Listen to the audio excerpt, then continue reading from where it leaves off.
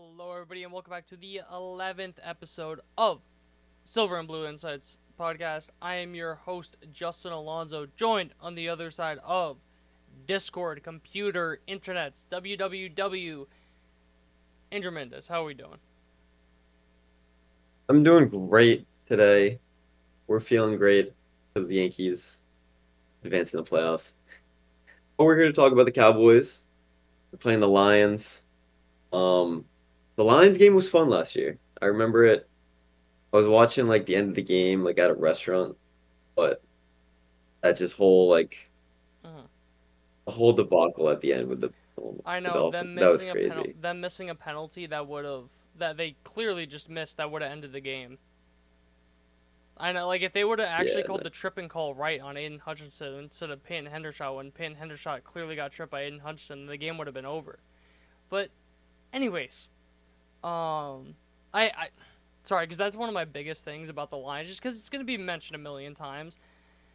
I get it. That call is still debatable if it's right or not. They still had how many more chances? First off, to get it. How many more chances to just take the extra point, send it to overtime, and the also they easily could why have. did they go for it? Not even that. They Why did just they go shouldn't have for it? been in that spot in the first place because fucking it was clear and obvious that Peyton Hendershot got tripped by Aiden Hutchinson, but they called it tripping on Peyton Hendershot, which ended the drive. When if they called it the right way, then it would have been a personal foul, would have been a first down, game's over. Cowboys can just knee it down. So it's just like it wouldn't have even got to that point if. So that's why like people are like, oh, the call, whatever. It's like, how are you gonna bitch about that call when the Cowboys got screwed in an even worse call earlier in the game? So that would have That is made it true. so that play wouldn't have even happened in the first place. That's just Yeah. I mean, people are gonna find something to hate on and complain about the Cowboys about, so like oh my god, dude. whatever. Some of the shit I was seeing was ridiculous. But anyways, I'm not gonna spend But any I more am time on. excited. I was just gonna say I don't want to spend any more time on that because I'm gonna go crazy if I keep talking about this because I that whole sentiment is just All right. no. But Um, I was just gonna mention the that injury report. was your recap. That was your recap to last year's Cowboys Lions Dude, game. migraines. But a quick injury report. Marshawn Nealon is dodged a bullet, but kind of got grazed by it. I guess you could say. He is out 6 to 8 weeks because they are trimming his meniscus. Um, don't ask me how that works, but apparently it's good. So they're just trimming it because it was like a little bit torn, something along those lines. And honestly, when it happened in the moment, I thought he was done for the year. I just thought he was done. So him even just being able to come back in 6 to 8 weeks is huge. Uh, yeah, I immediately thought it was a torn ACL. Like immediately, I thought he was on for the year. They were doing stability tests on I the was shocked. field, I was just shocked. yeah. Um, I was shocked when I found it. yeah. Speaking of being shocked, Deron Bland appears ready to go. I have my own thoughts on this. How do you feel about it? Yeah, I don't know. Like I was just surprised. Like I did not think he was gonna be back this soon. Like I'm happy he's back, but like he said he's gonna be in a limited role, so that's why like I don't mind it. Like if he was going back in a full world, I'd be like, whoa, like we might be rushing him back. But like I feel like I trust the Cowboys to not overdo it. My thing is he better not fucking re-injure himself because I honestly had it in my mind that he was gonna not play this week, gonna be out because you have the bye next week, so he gets that 2 weeks of rest and then come back. Depending on how, I don't give a shit how he plays. I don't care if he gets torched. If he re-injures himself, I absolutely hate this. I'm on the fence right now. I'm gonna either go either way. If he doesn't re-injure himself, I'm gonna love the move. Great move. If he re-injures himself, this is just because you have the week off next week. Because that's what they're doing with Micah. Like, if it was a playoff game, Micah's probably playing.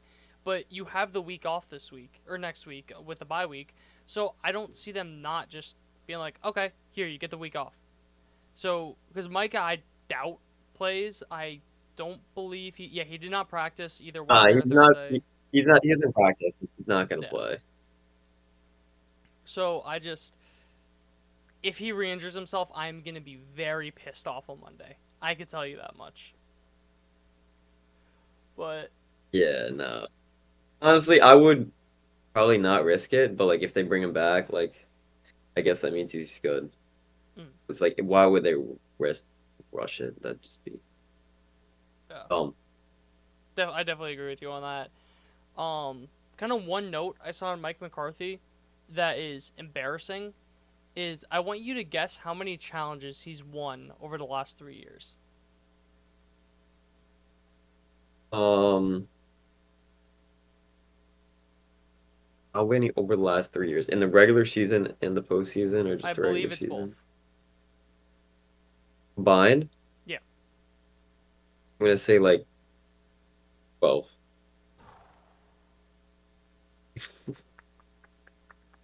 not even close. Got to go down, way down. 5, 4, 3, 2, 1. 1. Mike McCarthy has won one challenge over the There's last three no seasons. way, bro. There's no way, bro.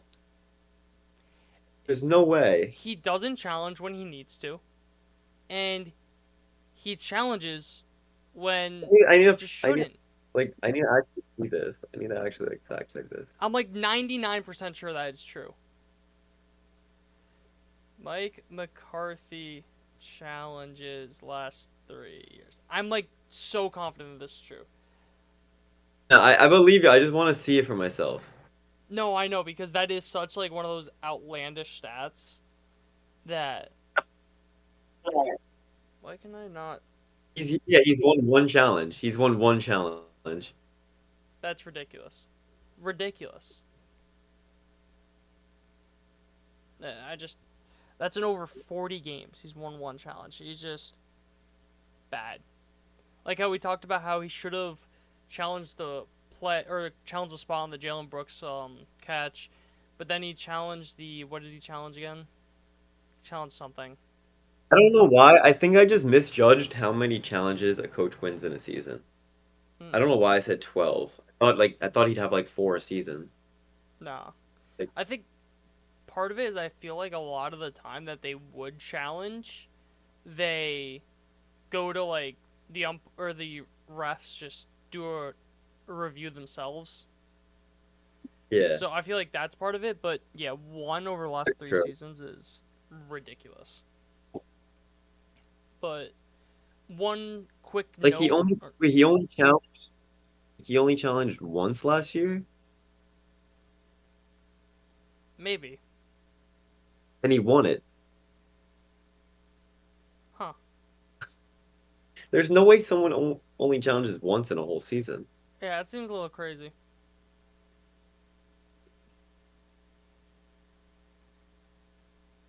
All right, moving Whatever, on. I don't but know.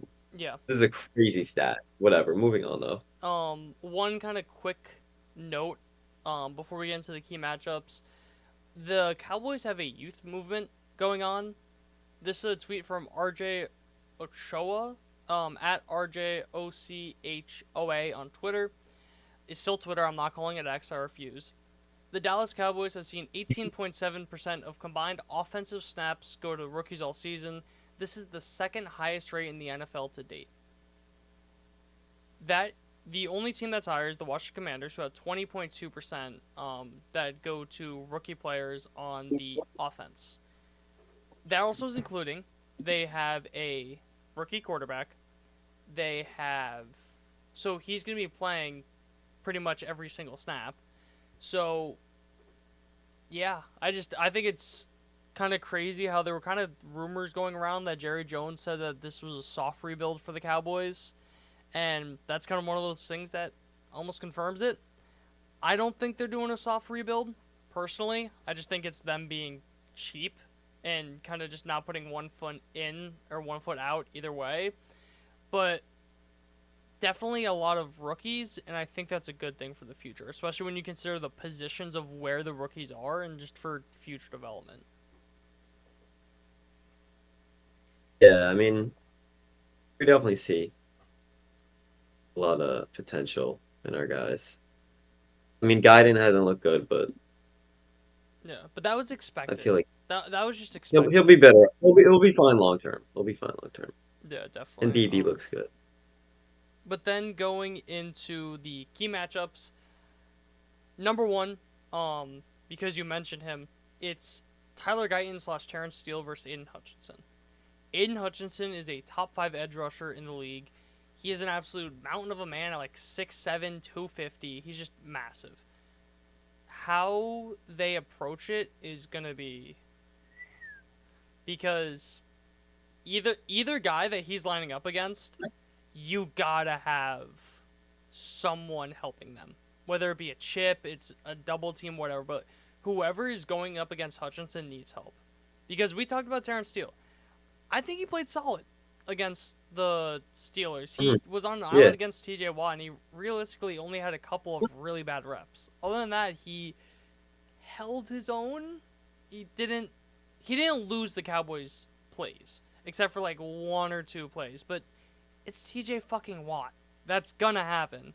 So whichever way they do it, they gotta just give both these guys help, whoever's going against them. Because even guys like James Houston, Josh Pascal, they aren't bums. Like they still are gonna do pretty well. DJ Reader they got in the front, so it's definitely gonna be interesting how they kind of approach it. Because you got to give those guys help. Whoever's against Hutchinson, I know I've been saying this, just repeating myself, they can't be on an island. yeah. No, I don't know. If Steele held up good. He did. You're right. He did hold up very well against Watt, but with just Hutchinson, he's gonna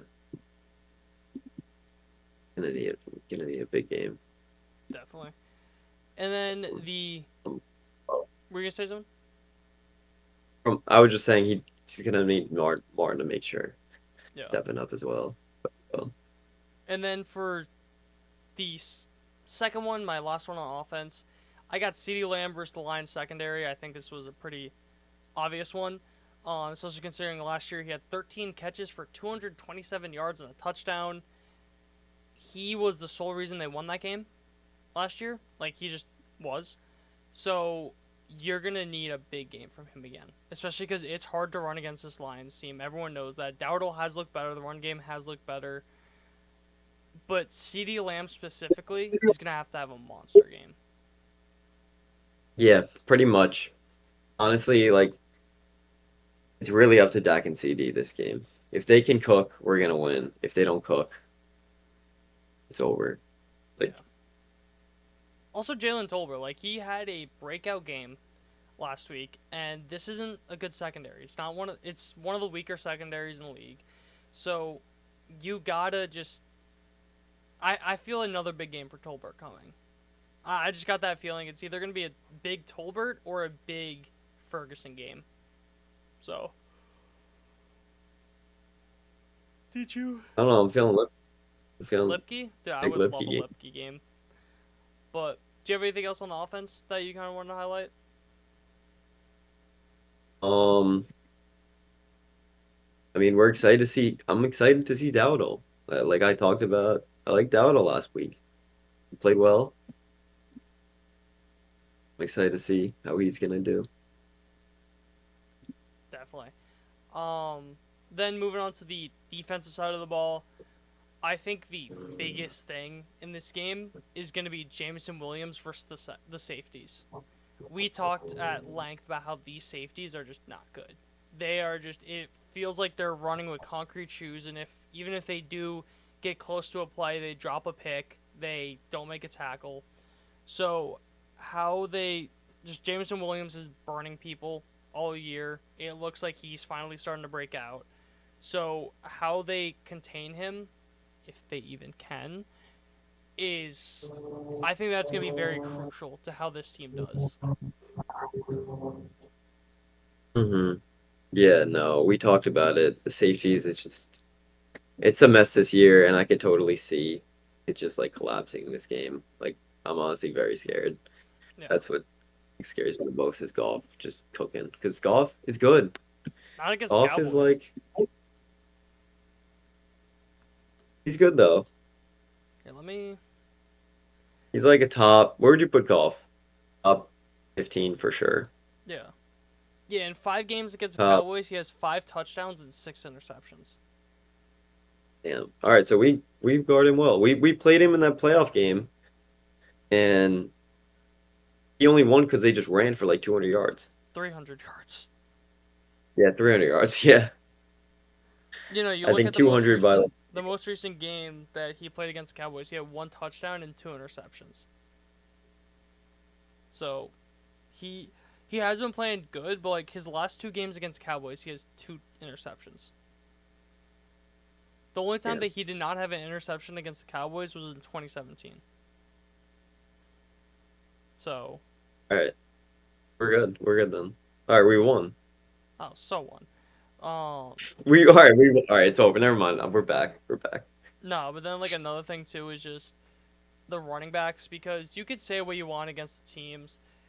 I still this is a running game that's on par with the Ravens. So this is going to be a huge step, a huge task. The Cowboys are 0-2 at home this year. They've been a lot better against the run recently. They have. Like the Steelers have a really good running back in Najee Harris. You have Arthur Smith who just loves to run the ball. They held him.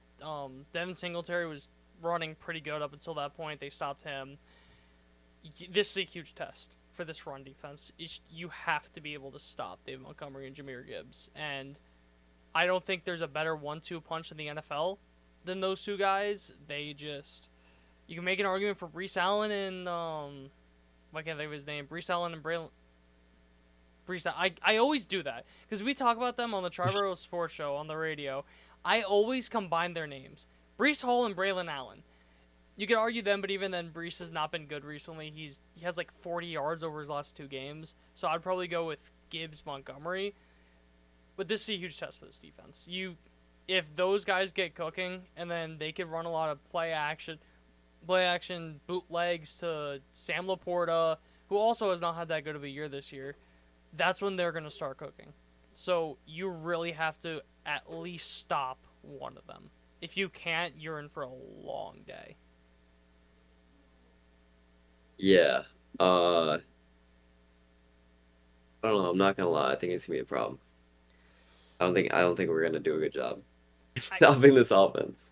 I got a feeling No Mika. because I was gonna say my last point or last key matchup is I'm calling this the no star defense because you were out Bland for a while, you were out Micah, you were out Demarcus Lawrence, you're out every single defensive end you fucking have. They didn't have as many stars they normally would have on this defense. I think that's when they played best because they played gap assignment sound. That's the big thing with Mike Zimmer. It does not matter how talented you are. If you do your damn job, you will do at least decent. And they did that last week against the Steelers. They did their jobs. It panned out. That's what you have to do this week, and I think you have a decent shot at winning this game. If you just do your damn job. It's as simple as that. I mean, you said it well enough. Do your job. Yeah. Don't really know what much more I can say. We need fucking Denzel Washington in here from Remember the Titans. Perfection. But yeah, that's all I got for kind of just like the key matchups. If you had anything else to add, and if not, go right into the score predictions. Yeah, no, don't really got much more. I think we really like covered it at all. Uh, not really feeling the best out the defense this week, considering how we've seen them this year. Uh, haven't really played well most games. They're currently ranked 30th on PFF. So for that reason, I'm gonna say 31-23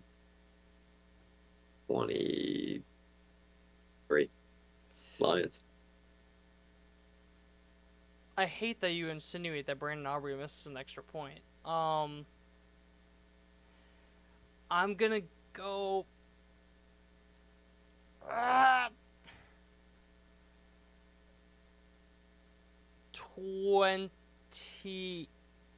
28-27. Fuck it, it's a home game, Cowboys. Hey, all right. So we got some hope. This podcast has some hope, not by me. I think because another thing too is they play better when they're underdogs, and they aren't favored. I think they're plus 2.5, something along those lines. So I got good feeling about this game. I also feel like just Jared Goff does not play well against the Cowboys. So the only thing that really, or one of the big things that does scare me that I think is going to be an underrated narrative, is that the Lions had a bye week. So either you could say they got healthy, they got rested, they had a week to play, extra week to plan for this game, or they come out looking sloppy. It's going to be either one of those things. I don't think there's going to be an in between. They're either going to be firing on all cylinders, which I'd probably put money on because of Dan Campbell, or they're going to come out sloppy. So that's definitely going to be something to watch. That I think the first half of this game is going to kind of tell the story of the rest of the game. So yeah, We fast forward to Monday morning. The Cowboys lost. Who are we guessing that's gonna be the people that we're mad at? I'm gonna say, um, for one, it's gonna be Donovan Wilson. I was going to say Donovan Wilson, Malik Hooker, and Mike McCarthy. Those are the three that I'm going with. Probably Um, going to get someone on the D line that you're going to get pissed about. But yeah, those three guys. I think that you lose this game, it's going to be because of the defense. I don't think. I think the offense will do its best to keep keep up, but I'm just worried about the defense. maybe Carson too. I don't know because I could see it. I the could thing see with it. Carson is he's a fifth round rookie, so he doesn't have. You may like be mad at him, but you're not going to be that mad at him as you are compared Yeah, yeah, to. yeah. You know what I mean? Compared to Hooker and Wilson. Oh yeah, no, I know that. I'm just saying he could be one of the guys that like cost us the game. Yeah, definitely. Even an underrated one, it could be Bland. Because think about it, you don't know if he's fully. They're saying he's fully healthy, but is he? I don't know. So I'm just very. That's a thing. As I mentioned, I'm worried about Yeah, just how he's gonna come out. that's something to watch though. Very interested Definitely. to see that. Um, if you got nothing else to say, I could wrap us up and send everyone on their merry way. Nope. Take us away. On that note, thank you all for listening to the Silver and Blue Insights podcast. If you like hearing from us, you obviously can find us on YouTube, Spotify, Instagram, Twitter, all of that good stuff. We'll be recapping the Cowboys game on Monday, hopefully, when they got a win and we're not yelling that bad at the secondary. And on that note, see you guys Monday.